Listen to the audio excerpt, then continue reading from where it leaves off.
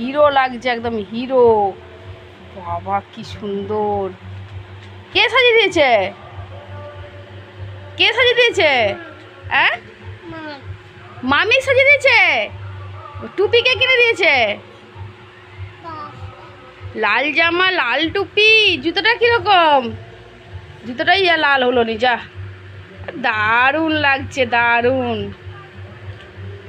আর চশমা কে কিনে দিয়েছে? চশমাটা কে? হ্যাঁ, পাপা চশমা কিনে দিয়েছে, আর টুপি মা কিনে দিয়েছে।